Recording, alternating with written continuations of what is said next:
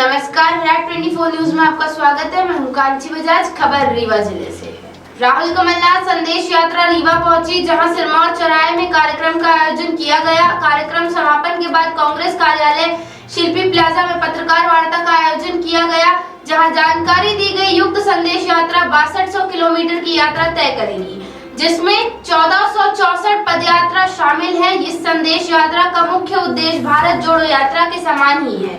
इसके साथ ही कांग्रेस शासनकाल के किए गए विकास कार्यों और राहुल गांधी के खिलाफ हुई कार्रवाई को जन जन तक पहुंचाना है। दरअसल कांग्रेस हाथ जोड़ो भारत जोड़ो के संदेश के साथ राहुल गांधी के खिलाफ की गई कार्रवाई को अनुचित बताते हुए जनता से भाजपा की नाकामी बताकर वोट लेने का प्रयास कर रही है। आइए आपको सुनाते हैं संदेश यात्रा के रीवा पहुंचने पर क्या जानकारी दी गई है। आज हमारी प्रेस कॉन्फ्रेंस एक हमारी यात्रा जो चल रही है, राहुल कमलनाथ संदेश यात्रा, आज ये काफ़ी सारा सफ़र तय करते हुए वो रीवा से गुजर रही आगे के लिए निकलेगी। तो रीवा में उसी के संबंध में एक कार्यक्रम था, सम्मेलन था सिरमौर चौराहा में, उसका पद यात्रा, उसी के संबंध में एक पत्रकार वार्ता है। और ये हमारी यात्रा जो राहुल कमलनाथ संदेश यात्रा को आदरणीय कमलनाथ जी ने झंडी दिखाकर भोपाल से रवाना किया था। ये यात्रा पूरे मध्य प्रदेश में करीब 6200 किलोमीटर का सफ़र तय करेगी, जिसमें करीब 1464 किलोमीटर करीब की अपनी पदयात्रा रहेगी। इस यात्रा का उद्देश्य वही है जो हमारे आदरणीय राहुल गांधी जी की भारत जोड़ो यात्रा का उद्देश्य था। और दूसरा उद्देश्य माननीय कमलनाथ जी के 15 महीने के जो जनहितैषी काम थे, उन कामों को आम जनता तक पहुंचाने का है। और तीसरा उद्देश्य जो राहुल गांधी जी की सदस्यता अभी हाल ही में ख़त्म कर दी है, तानाशाही पूर्ण रवैया को अपनाते हुए, उसके खिलाफ आम जनता को एकत्र करने के लिए, जागृत करने के लिए हमारा एक छोटा सा प्रयास है कि हम सबको अब संविधान को बचाने की दिशा में अपने अपने हिस्से की जिम्मेदारी का निर्वहन करने का समय आ गया है। इस उद्देश्यों को लेकर के ये यात्रा निकल रही, पूरे मध्य प्रदेश की यात्रा है, सभी जिलों में जा रही है। अभी फिलहाल में कहाँ जाएगी अभी इसके बाद इस चरण पे यहाँ से मैहर जाएगी, मैहर से कटनी, उमरिया, अनूपपुर, शहडोल, डिंडोरी, मंडला, बालाघाट, छिंदवाड़ा होते हुए जबलपुर सिवनी, और वहाँ से बैतूल होते हुए होशंगाबाद होते हुए भोपाल पहुँचेगी। आपकी टीम में कौन कौन शामिल है जी? आपकी टीम में कौन? आम जनता सब शामिल है। अभी हमारे साथ में जो लोग चल रहे हैं, एक हमारे अभी उनके कुछ दिक्कत हो गई थी, कमल विश्वकर्मा है हमारे साथ चल रहे हैं, आदरणीय विद्याराम वर्मा जी प्रदेश उपाध्यक्ष हैं, चांद खान जी हैं और स्वराज सिंह जी हैं। 8-10 लोग हैं हम लोग जो है, और बाकी हर जगह आम जनता शामिल हो रही है। और बाकी जो हमारे कांग्रेस पार्टी के पदाधिकारी हैं, पूर्व विधायक है, वो सब शामिल होते हैं। यहाँ पे भी पूरे संगठन के सभी लोग थे, रीवा में भी। अंतिम पड़ाव इसका भोपाल में होगा। भोपाल में जो बैरसिया या नरोजाबाद 2 विधानसभा, वहाँ कहीं हमने बात की है माननीय नाथ साहब से। तो जब इसके बाद वाला चरण होगा, उसके बाद इसका समापन होगा, तो भोपाल के पास बैरसिया विधानसभा के में करने का है इसका। कौन से ऐसे संदेश हैं जो जनता को संदेश हम ये देना चाह रहे हैं कि अब जिस तरह का माहौल इस देश और प्रदेश में भारतीय जनता पार्टी जैसी फिरका परस्त ताकतें ने बना दिया है, और उसके खिलाफ हम सबको उठ खड़े होने का समय आ गया है।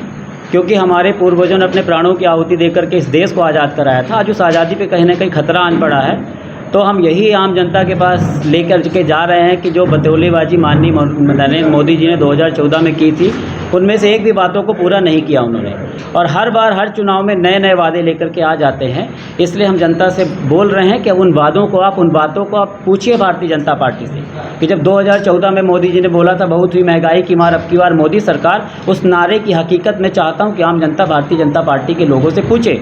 जो मोदी जी ने बोला था हर साल हम 2 करोड़ रोजगार देंगे, तो हम चाहते हैं कि अब जब भारतीय जनता पार्टी का कोई व्यक्ति आए तो उनसे हम उस 2 करोड़ रोजगार की मांग करें कि कहाँ है 2 करोड़ रोजगार। किसानों के दुगनी करने का वादा किया था, कहाँ है? और हम कमलनाथ जी के जो 15 महीना से कम समय उन्होंने काम किया है, उन कामों को लेके जा रहे हैं। चाहे 100 रुपये में 100 बिजली देने की बात हो, चाहे 27 लाख किसानों का कर्जा माफ़ी की बात हो, चाहे 27% आरक्षण की बात हो ओबीसी को, सामान्य वर्ग को 10% आरक्षण, सब कमलनाथ जी ने किया। और उन्हीं के कामों से घबराकर भारतीय जनता पार्टी ने सोचा अगर कहीं 5 साल काम करने को मिल गया तो हमारी फिर से 60 साल की छुट्टी हो जाएगी। इन्हीं आम जनता के जनहितैषी मुद्दों को लेकर आम जनता के बीच में जागृत करने का हमारा छोटा सा प्रयास है। समाज के प्रतिनिधियों जी और सामाजिक कार्यकर्ताओं से संवाद, जी, जो इलेक्टोरल पॉलिटिक्स है उसमें जो मेंशन किया है, ये सब सीधे बसपा से जो वोट बैंक हटा, वो बीजेपी के साथ जुड़ गया, कांग्रेस से भी चीजें हट गई। कैसे इनको अपनी तरफ को कर पाएंगे? क्योंकि वो तो अपनी गवर्नमेंट स्कीम के दम पे बात कर रहे हैं। हाँ, कि हम ये हमारे साथ है, ये वर्ग चाहे ओबीसी हो चाहे SC। नहीं, गवर्नमेंट की स्कीम की बात है, अगर उनकी स्कीम इतनी कारगर होती तो उनको विकास यात्रा निकालने की जरूरत नहीं पड़ती, स्वयं सब उनके साथ जुड़े होते। लेकिन आज अगर आप 2014 के आप कोई भी व्यक्ति अगर माननीय मोदी जी के जो बतौलेबाजी उन्होंने 2014 में की तो उनको अगर आप सुनेंगे तो अपने आप स्वयं सिद्ध हो जाएगा कि हकीकत क्या है। तो वो तो करते वो सरकारी प्रजातंत्र का जिस टाइप से मशीनरी का दुरुपयोग करते हैं, जिस टाइप से बड़े बड़े इवेंट कर लेते हैं, तो हर व्यक्ति अब समझ चुका है कि जिस तरह आदरणीय राहुल गांधी जी की सदस्यता खत्म कर दी, कितने पुराने केस में खत्म कर, जिसने केस लगाया उसने मना किया था कि सुनवाई नहीं करनी, फिर अचानक सुनवाई होती है तो फिर 2 साल की ही सज़ा होती है। अडानी जी और कई नेता भारतीय जनता पार्टी के सांसद नहीं होने के बाद भी निवास में रह रहे हैं, लेकिन राहुल गांधी जी को नोटिस दे दिया जाता है। तो अभी जो आतंक का संविधान चलाना चाह रहे हैं, डर का संविधान चलाना चाहे, उसके खिलाफ हम चाहते हैं कि आम जनता जागृत हो।